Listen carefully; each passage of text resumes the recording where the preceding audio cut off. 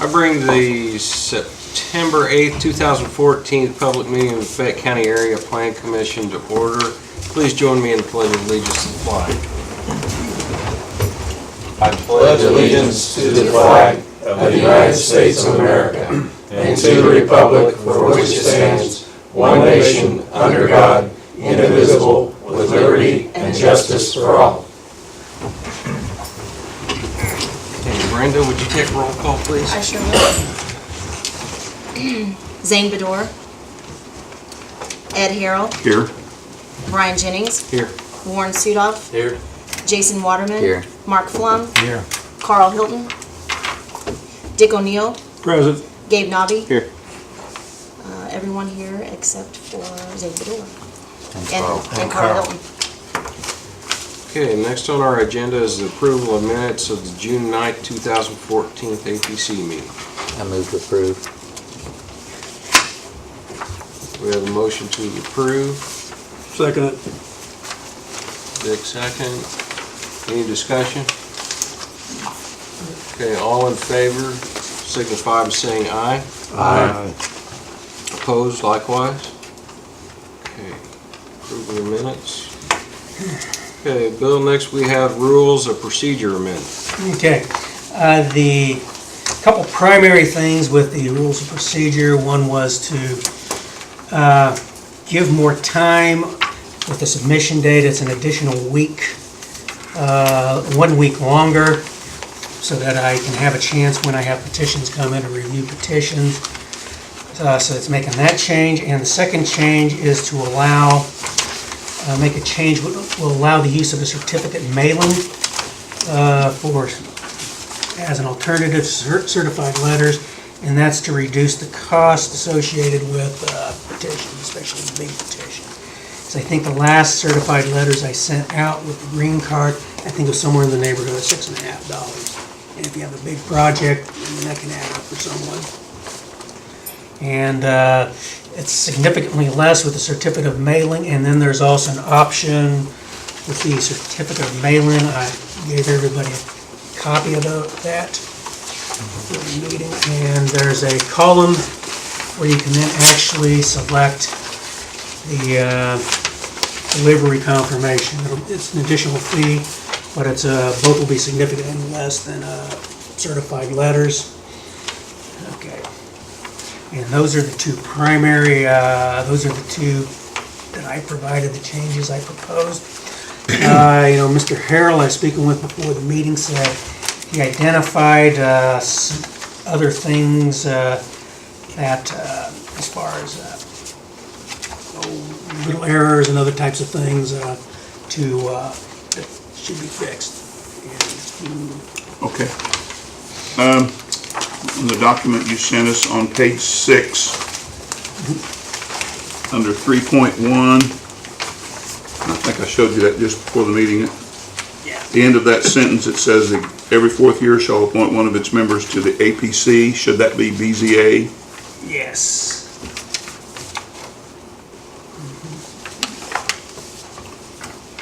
Okay, then on page 7, under 3.2.3, of the executive committee, and I don't know, my question was, who is the third member? Okay, that's to be voted upon by the by the majority of the area plan commission. So, Okay. Page 9,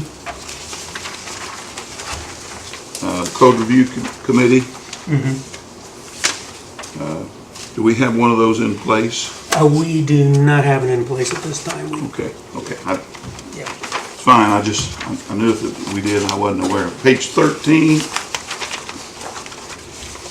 under 4.2.3, under new information, the 4th line down in that paragraph, Yes. about 2/3 of the way over, I think that's probably a typographical error. Yeah. Should that be petition? Yes, I don't think a petiole with an E is quite right.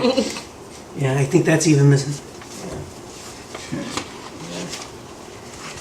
Darn that spell check.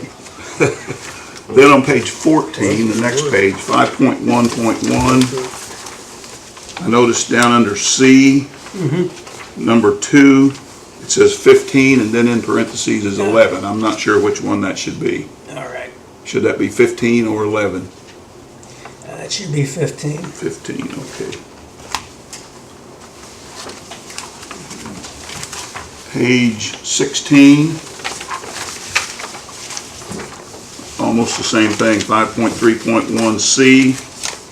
Says public record no less than 2, and then in parentheses 10. Okay, So that should be which? 10. 10, okay. Okay. Almost done here. Page 17. Top of the page under C. It says no later than 11, and in this particular instance, it's just printed 11. There's no, it isn't consistent with the other word. It's written out and then 11 in parentheses. Okay, all right. Page 19. And I think this is probably just a word omission under B. Fifth line down, this letter must be submitted to the executive director, must clearly state. Should the word "and" be in there? Yes, yes, it should. Okay, One more, page 21. Bottom of the page under 6.4.8, second to last line. If voting to deny a positive motion, include a statement, include a statement. So one of those, I think, probably should be stricken. okay, redundancy, yep. And no doubt there's comparable things in the BZL. I'll look at those too. Okay.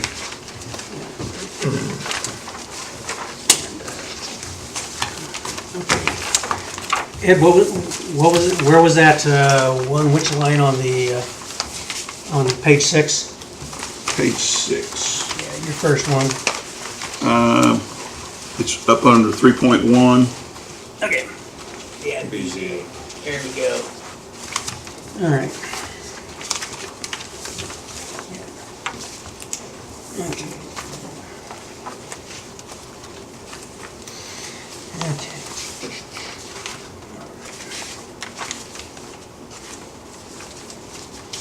Okay, any other questions for Bill? Anything that strikes out?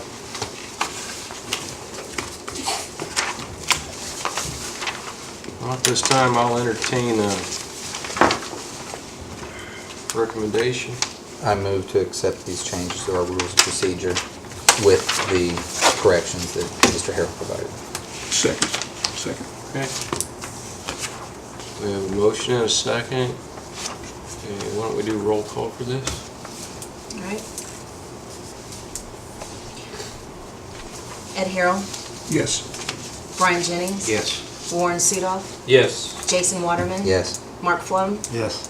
Dick O'Neill, Yes. Gabe Nobby, Yes. all in favor. All right, next on our agenda is the Connersville Airport Board Okay. request for, Okay, is that from last meeting? yeah, it's copy and pasting, my apologies. But it's an update on the airport board. Mr. Harrell was there at the meeting with Mr. Worley and then also Mr. Harper, the airport board's consultant. And there's some changes that we still needed to make to the, working on the process, the review of the application process.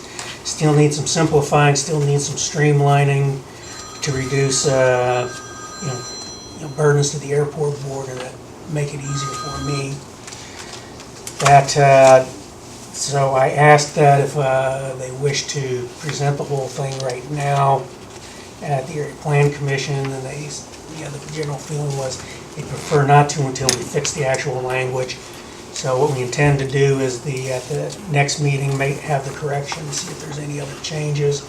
And then so for the October meeting, to then have, discuss them in the public meeting, the changes, and then November, if there aren't any problems or any issues, then November would be the public hearing for the amendments. Okay, any other questions for Bill regarding the update on the overlay? Okay, satellite manure storage update. Okay, I really have not done anything since that time at the last meeting. 'Cause most of the spare time I had once I got back to work was, as far as any project, really was working on the airport board. And I know I spoke a little bit with both Mr. Flum and then also Mr. Harrell about this. But what I did do is I provided information to the Plan Commission members to show what the actual separation distances are under the confined feeding. And then I provided a map to help those that weren't on the Area Plan Commission at the time of the confined feeding rules. Now, this is the map that shows in the red was everything that was initially proposed by the Plan Commission.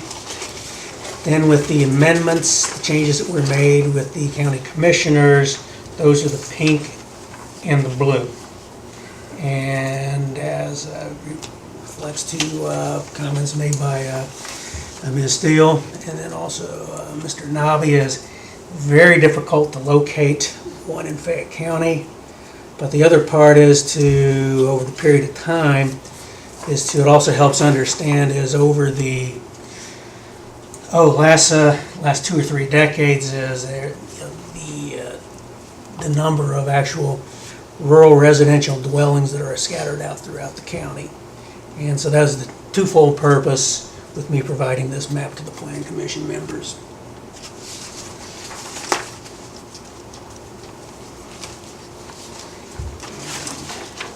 And then then there's been, as Mr. Bedore referred to last month, and there's interest among at least some of the county commissioners of possibly changing, whether it's going back to what it was or it's making it other revisions to dial back a bit. There's 2 ways it can be initiated. It can be initiated with the Area Plan Commission. If the Area Plan Commission wishes to start looking at making amendments at this time, or the county commissioners, they can actually initiate the amendment process. And ideally, it would have, these are the actual amendments that we wish to make, these are the changes we wish to make. And at that point in time, say the county commissioners at one of their meetings, they pass a resolution to make some particular amendments. The Area Plan Commission has 2 months to hold the public hearing. It's the same thing with city council, correct? Same thing with city council, yes, either one of the legislative bodies. So, if that is done, is what I would strongly suggest is whether it's the county commissioners or the city council, understand what it is that you want to do first, and as far as with the actual existing ordinance, and then what really to actually make changes rather than we want to make a change, here, have at it.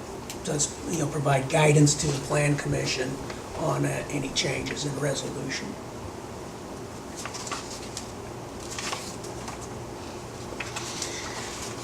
And that's pretty much all I have, Mr. Harrell or Mr. Flum.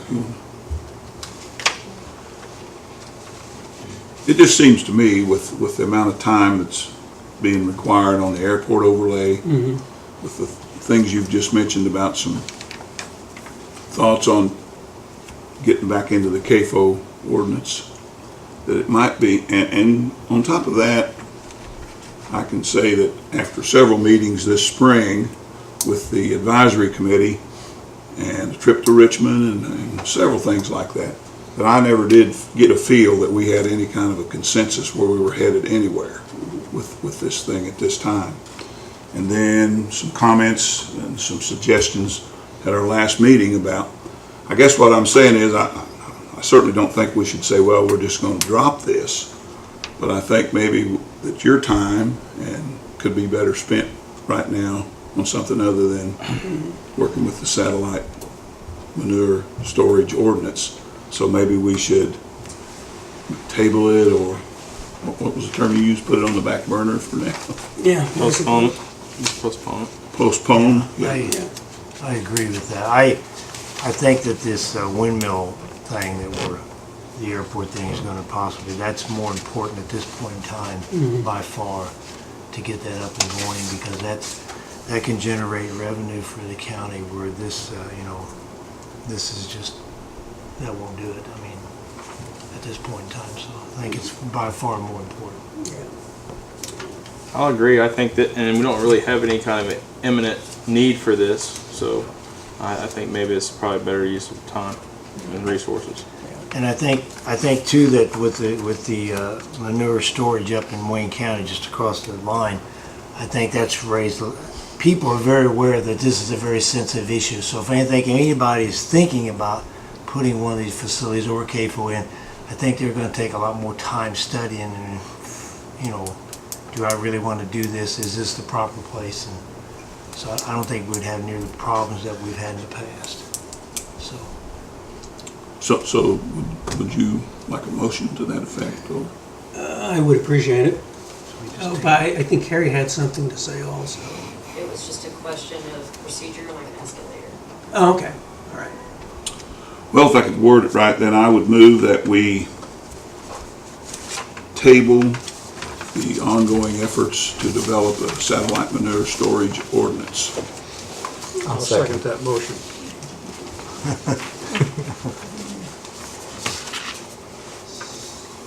Okay, we have a motion and a second. Any discussion?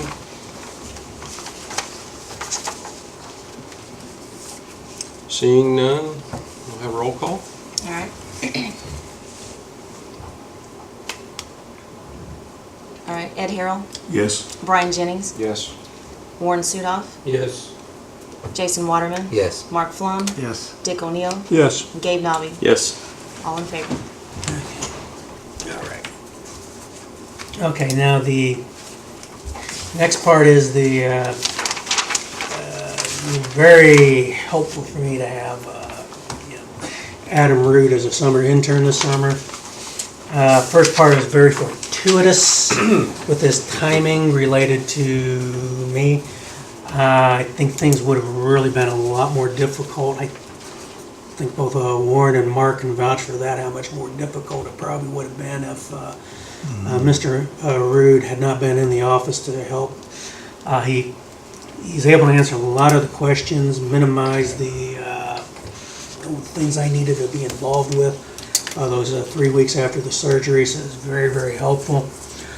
And as he's working half days. And what we did have is we did get cleaned up. The first one were the zoning districts. And we have the layer, and that is now available through the county, the assessor's website. Not only does it have all the proper zoning on every parcel that's been rezoned, it has information on every rezone attempt, every petition. It has the date of the petition, the property information, what the recommendation was on the part of the Area Plan Commission, and then it also has the action on the part of the City Council or the County Commissioners. So we try to make a pretty complete amount of information in the database. Something comparable was done with the home occupations. Mr. Root put a lot of time into working with the maps also in the overlay district. We took the information to create for the GIS, the precinct and electoral district maps. We have the precincts, we have the city districts, and the various county districts for council and commissioners. One is the electric utility districts. Interestingly, we have 3 REMCs, and then we also have Duke and Fayette County, and there's some strange boundaries, particularly with Duke. Almost comparable, we got the information from the transportation people with the school corporation. So we're actually able to then draw some accurate maps on the GIS of the school districts. We requested to make a change for the school buffer for law enforcement. From what we were told is reduced from 1,000 feet to 500 feet. So we made those, actually Mr. Rude made those maps for the, for the city police. Then I made corrections to the Connersville corporate limits. The corporate limits on the GIS are now correct. So that's what was done this summer on the GIS. And not only do we want to try to provide all the necessary information on parcels, whether it's rezones, it's also to allow people to, if I want to move here, who's my utility, what school district is this in? Another one we weren't able to do yet, but it's, we want to get the information on each of the water districts and sewer districts. So we can also get all of those into place. So a lot of that is, say you want to move someplace, you get as much of your information as you can on the GIS, you know, going in through the assessor's website. So there's a lot of information there, and just trying to make it much more continuously and make it more useful. And then try to make it more user-friendly. And the other part is, now that we've done this, what I would like to start preparing now will be it won't be on the front burner, but it'll be language to allow us to the official zoning map will be the GIS database that's maintained by the executive director. So it still doesn't get rid of the need to actually have, say, once a year, print a new map in the, that'll be in our office. We can then, because there should be one supposed to be one over in City Hall also. So that will give us a chance to then, and now that we have a plotter, yay, in the surveyor's office, we can now then make our maps. So the official map will still be the one that's kept in the assessor with me, and also in the assessor's office, those major maps. But it will allow anything else that's made will be recognized as the copy of the zoning map. And so what this is just going to take for that is, of course, the amendment in the zoning code to allow this, recognize that as the GIS. But it will also work with WTH. So when someone brings up the zoning and they want to print a part of the zoning map, there's a disclaimer they have to read and click through that says this is just this is a copy of the official zoning map. If you want to see the official zoning map, you still have to go to the Area Plan Commission. So that will make it easier for people to print and get the zoning information they need online also. Okay, and if there's any questions about those things with the GIS mapping, anything else? Is that information available now online? Yeah, I don't think we, not sure if that was uploaded to the school buffer maps, because I think Adam had to go through some contortions to create those in another level. But the other ones are with the corporate limits, school districts, utilities, all these others are on the assessor's webpage, because we uploaded all those to WTH. Any other questions on the GIS maps? Okay, next on our agenda is the director's reports for June, July, and August of 2014.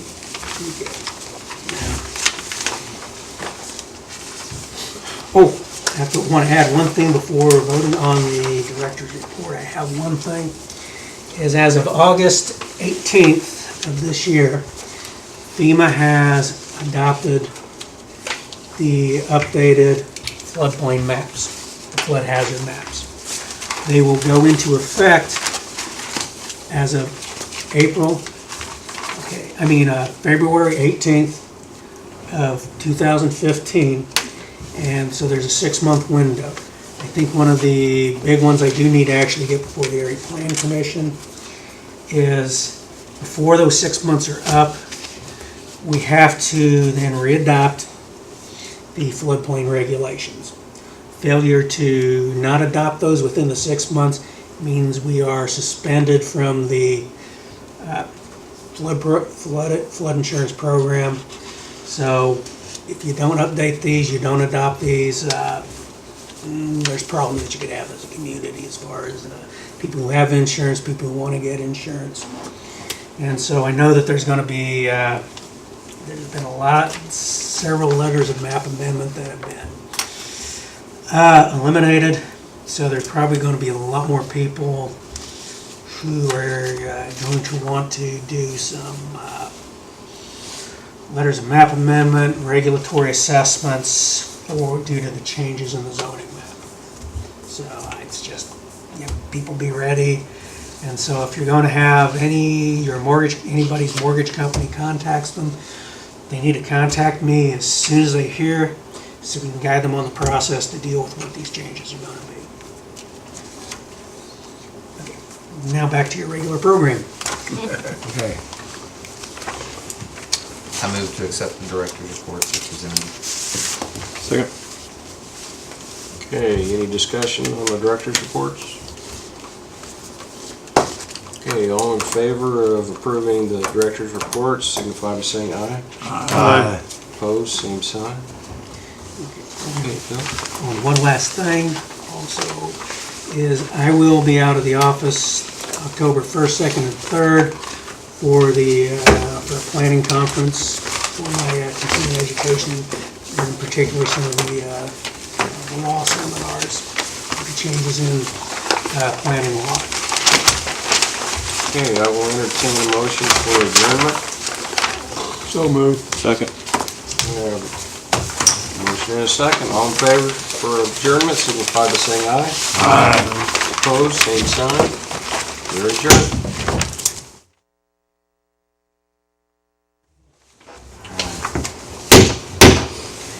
The September 8th meeting of the Fayette County Board of Zoning Appeals is now called to order. If you'd all please join me in the Pledge of Allegiance.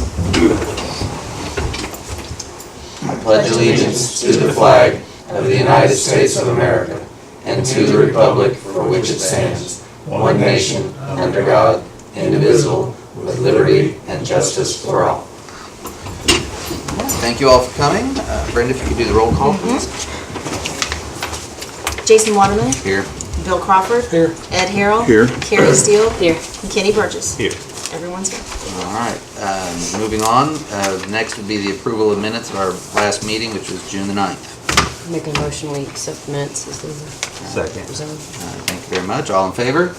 Aye. Aye. Any opposed? All right. Brenda, there is one in the minutes. Oh, yeah. From last month, or last meeting, you have as Steele Burgess as the one that made a motion, which I hope he didn't put that today too. I did? Yeah. Oh. Sounds more impressive than Kenny Burgess, but. Okay. I didn't even catch it and I read it right before I came. In these minutes, or the ones previous? Okay. Yeah, I just didn't print. All right. print 'em. I'll change that. Thank you. All right, so amendment's been approved. Next would be rules of procedure amendment. Bill? Yes, okay. There's two primary changes, and I'm sure there's still some small changes, similar errors as pointed out, Mr. Harrell found. Allow the certificate of mailing and to amend the submission dates to allow the staff to have an additional week to review petitions prior to the public hearing and prior to getting everything posted. I did find one small typographical error. Omission, I think would be the better word. Page 10, Yes. under 5.3.2B. 10. Okay, what is that again? 5.3. Yeah, 5.3.2B. Yep. You have 14 in parentheses, but Yep, it's 14. not spelled out. Yes. Okay. Do you have anything, Mr. Harrell? Yes, sir, I have several. I appreciate the fine teeth in your comb. On page 3, 2.1.8A, Yes. the appeal must be filed with the Area Planning Commission, office must be filed. I think maybe the word "and" belongs there. First sentence under A. Oh, okay. An appeal must be filed with the Area Plan Commission office and must be filed. Oh, okay. Page 5. On page 5, under election of officers, it says shall elect members of chairperson, vice chairperson, etc. Then as I go down through there, like under 3.1.1A, the current elected chairperson shall preside over the election of the president. And then in line D, under D, the word president is used. Under E1, small letter B, president is there. Under F, in the middle line, the word president is there. I'm thinking that's just a carryover maybe from. Yes. Also under 3.2.1, it says president down there at the bottom. You say 3.2.1? Yep. There we go. Okay. Okay, 3.2 on page 6, 3.2.2B, 3.2, okay, 2B, yep. at the very end, there's the word chairperson in there. Is that just hanging there by itself? Is there a Copy paste. That's Hanger. Yep, okay. Quite a hanging participle. page 10? I had noted the one that our chairperson, Yes! Not present. but if you go back up to 5.3.1 C, Yes. it says 2 and then in parentheses is 10. Yes. Okay. So should that be 10? Oh, yes. Okay. Okay, we're page 15. Yes. Page 15. This was also in the same thing under 6.4.8D. The words include a statement is in that line twice. All right.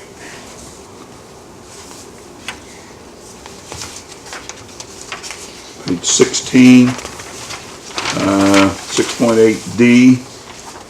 The word president's in there twice. Oh. Page 18,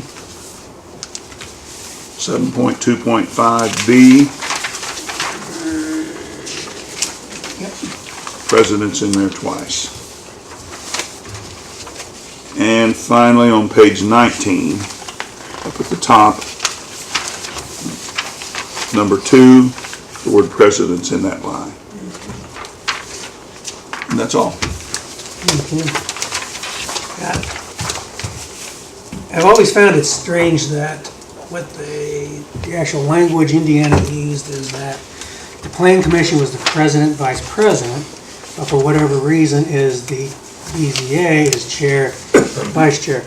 Would that have anything to do with one's just strictly a recommendation, recommends, and the other one is actually a quasi-judicial body? I don't think so.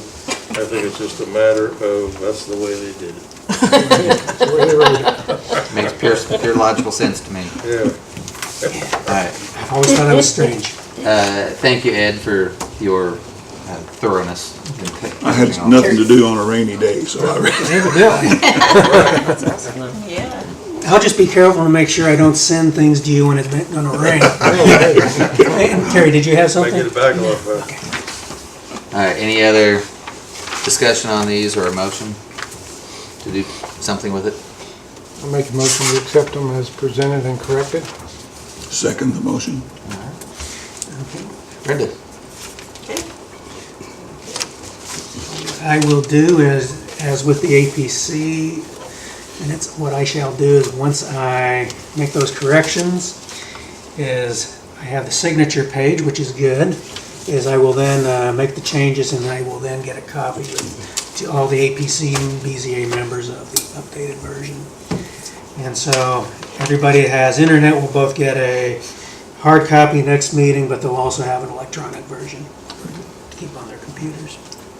All right, Good. Jason Waterman, Yes. Bill Crawford, Yes. Ed Harrell. Yes. Carrie Steele. Yes. And Kenny Burgess. Yes. Okay, all were in favor. All right, wonderful. All right, direct away.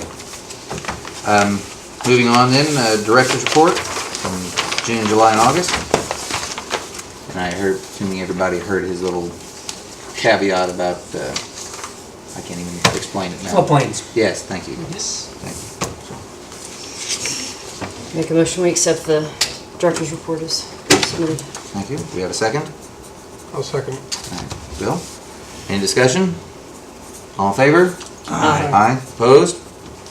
Wonderful. Anything else to be brought forward? One quick question on that floodplain, Bill. Did they drop some of that floodplain, or is it both ways? They Well, added some, dropped some? there's some things have been taken out, some things have been taken in. Good example of a large area that is now included within the flood hazard area is up around the airport, the north runway. None of the building structures, but significant part of the north runway, because it now reflects those changes as they reroute and mud run. I was kind of curious, like, I don't know if you know where Siler's Body Shop is? Yeah.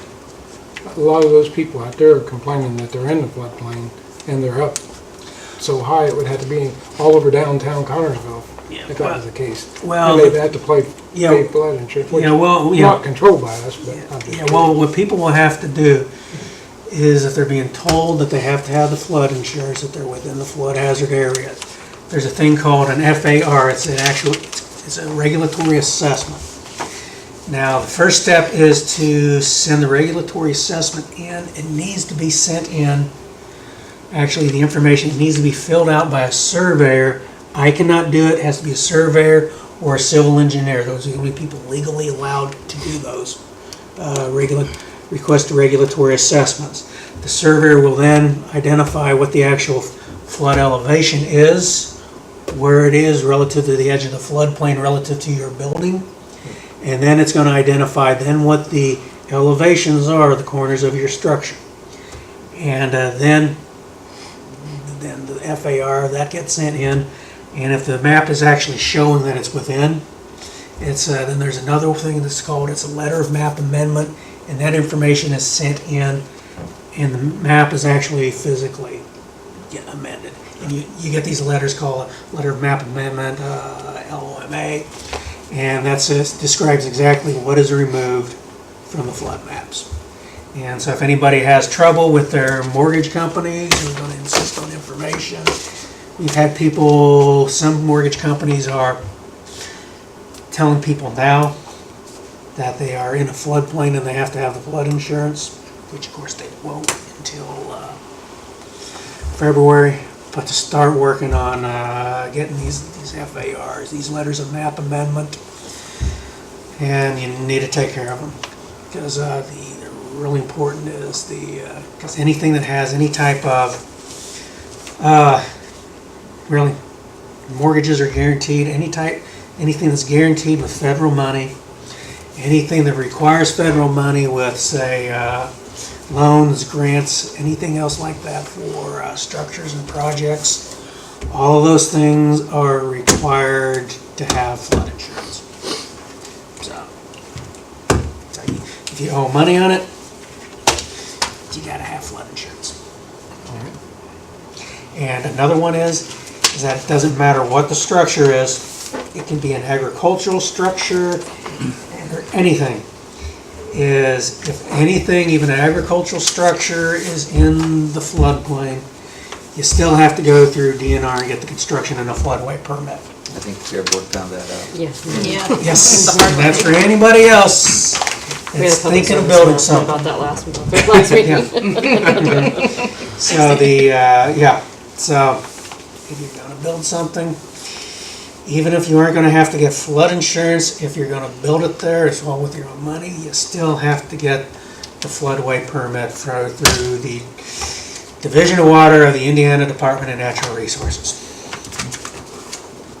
Okay. Bill, with the APC, we used to have, what was it, Ordinance Review Committee, is that what it was called? Or? Yes. Yeah, is there any way we can start that again and get, Well, we could certainly start doing that again. something to think about? Yeah, but I think it's something to think about. But the other aspect is is it really going to be feasible the amount of time that then gets put into it, and what we're actually going to do with it. I think it's something that deserves some discussion between now and then the start of next year. Okay. And One question I've asked you about is the new apparel store by Dairy Queen, Morgan Realty. I don't know the ADA laws. Yeah. When it comes to new businesses, that's a different business. Yeah, well, if something's changing from, number one, part of certain things that have to happen is that if you're gonna change something from one particular type of use, now, those were offices, that was originally a house, I assume it looks like it was originally a house. So what's supposed to happen is called a Rule 13 through the Indiana State Building Commission. Now, with that Rule 13, that allows someone to, if you're converting, say, a house into business use, you file with the state of Indiana, and then all that they're doing, it keeps someone from having to come into full compliance as if it was a new structure. They'll look at to make sure the big one's egress, ADA if you're going to have ADA. So I don't recall seeing anything, but probably what should have happened up there should have gone through Rule 13. I did not see anything, and then at that point it should have required then Rule 13 would have then required coming up to meet the ADA requirements for access. Through the state. Yeah, through the state, that would have had to been involved in the Rule 13, and then what my case is, then there's a local change of use because within the county records for it. But those are the things that are supposed to happen. Well, that didn't happen, and you know that. So Yeah. now, Yes, you change a use, it is supposed to come up to ADA. well, it's you don't want to cause problems. You want new business. You want, Yeah. but still you got to go by the rules. Yeah, but people need to be aware that you do need to come up to ADA when you're changing a use. It's because it's a fairness thing.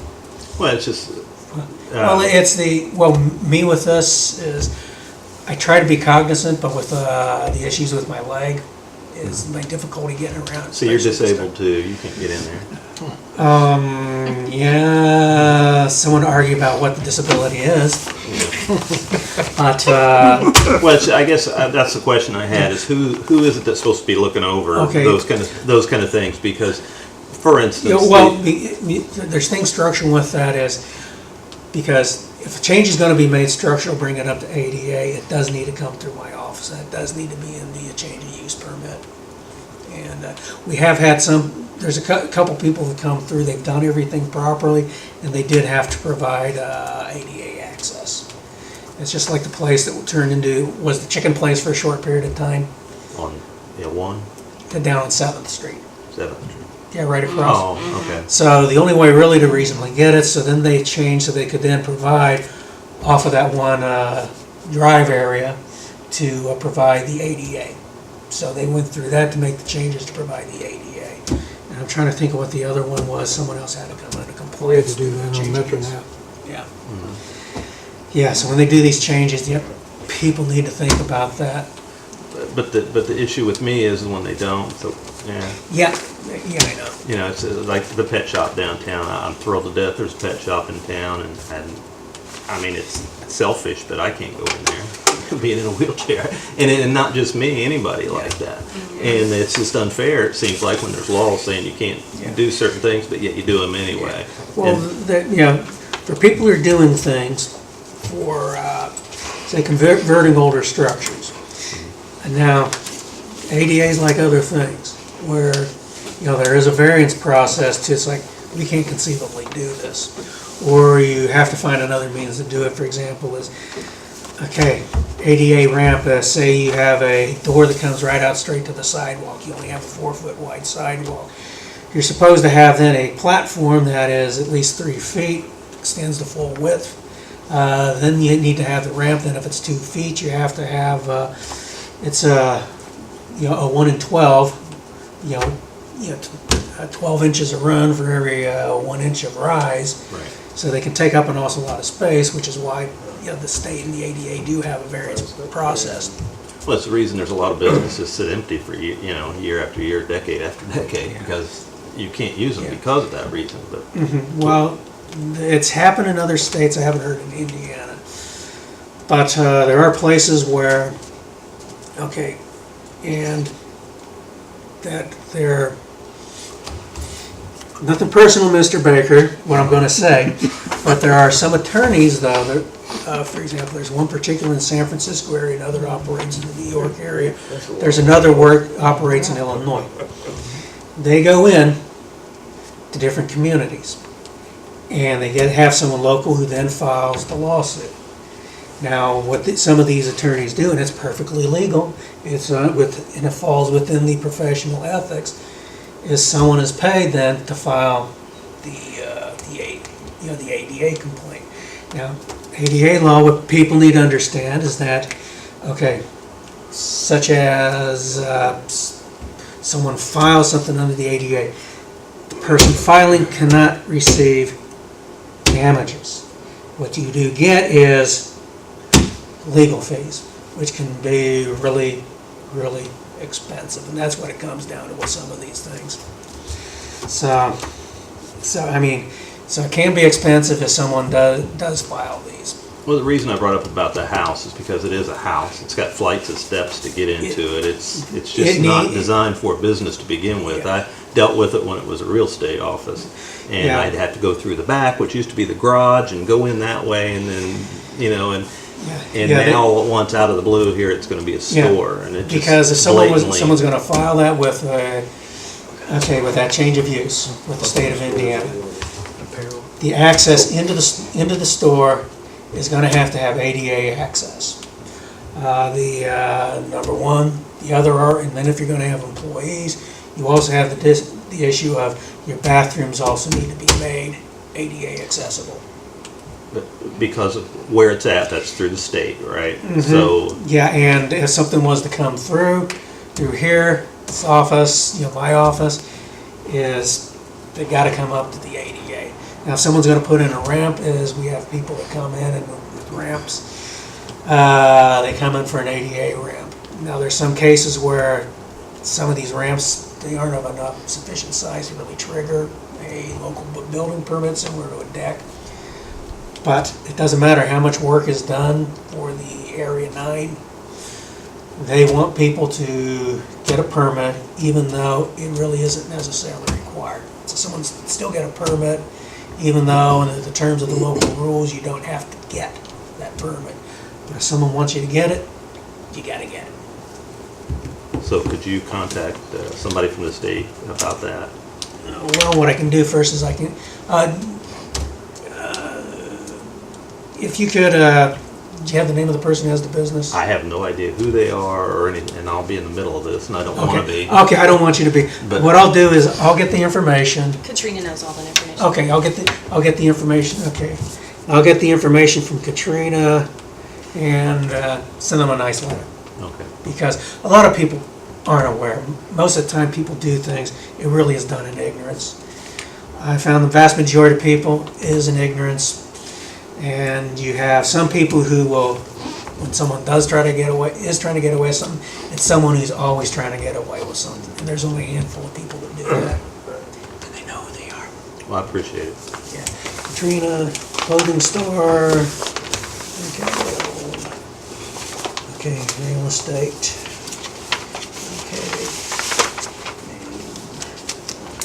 Alright. While he's writing down his notes, if there's anything else, please bring it forward. If not, I'll take a motion to adjourn. So moved. You have a second? Second. All in favor? Aye. Meeting adjourned.